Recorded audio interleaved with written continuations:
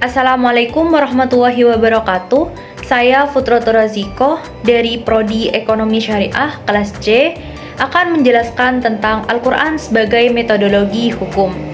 Al-Quran adalah lafaz berbahasa Arab yang diturunkan oleh Allah kepada Nabi Muhammad SAW yang dinukilkan secara mutawatir dan yang membacanya bernilai ibadah.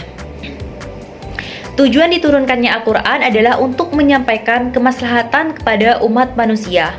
Para ulama sepakat bahwa Al-Quran adalah sumber hukum pertama dan utama bagi umat muslim. Sesuai dengan kedudukan Al-Quran sebagai sumber utama atau pokok hukum Islam, berarti Al-Quran itu menjadi sumber dari segala sumber hukum. Karena itu, jika akan menggunakan sumber hukum lain di luar Al-Quran, maka harus sesuai dengan petunjuk Al-Quran dan tidak boleh melakukan sesuatu yang bertentangan dengan Al-Quran. Hal ini berarti bahwa sumber-sumber hukum selain Al-Quran tidak boleh menyalahi aturan-aturan yang telah dijelaskan di dalam Al-Quran.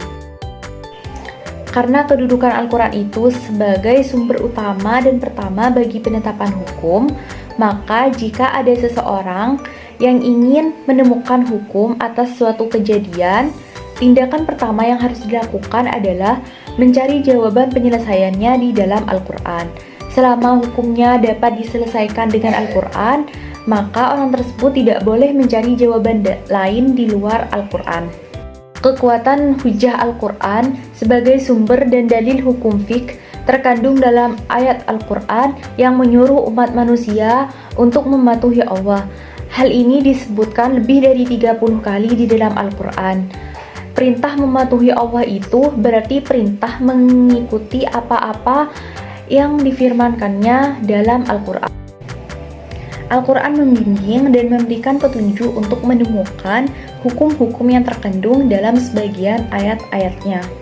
Dari segi penjelasannya terhadap hukum, ada beberapa cara yang digunakan Al-Quran, yaitu yang pertama, secara juz'i atau terperinci. Maksudnya, Al-Quran menjelaskan secara terperinci.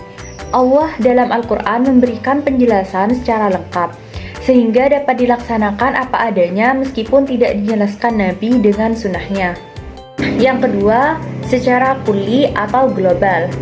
Maksudnya, penjelasan Al-Quran terhadap hukum berlaku secara garis besar, sehingga masih memerlukan penjelasan dalam pelaksanaannya.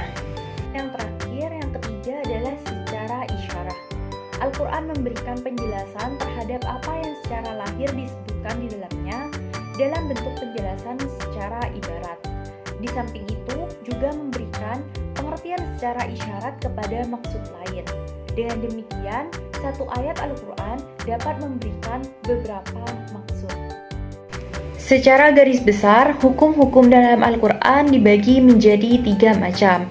Yang pertama, hukum-hukum yang mengatur hubungan manusia dengan Allah SWT. Hukum yang menyangkut keyakinan ini disebut dengan hukum i'tiqadiyah. Yang kedua, hukum-hukum yang mengatur pergaulan manusia mengenai sifat-sifat baik yang harus dimiliki dan sifat-sifat buruk yang harus dijauhi dalam kehidupan bermasyarakat. Hukum dalam bentuk ini disebut hukum hulukiyah.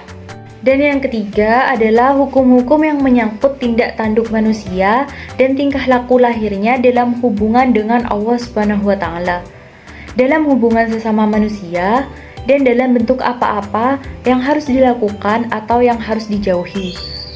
Hukum dalam bentuk ini disebut hukum amaliyah. Sekian penjelasan dari saya, kurang lebihnya mohon maaf. Wassalamualaikum warahmatullahi wabarakatuh.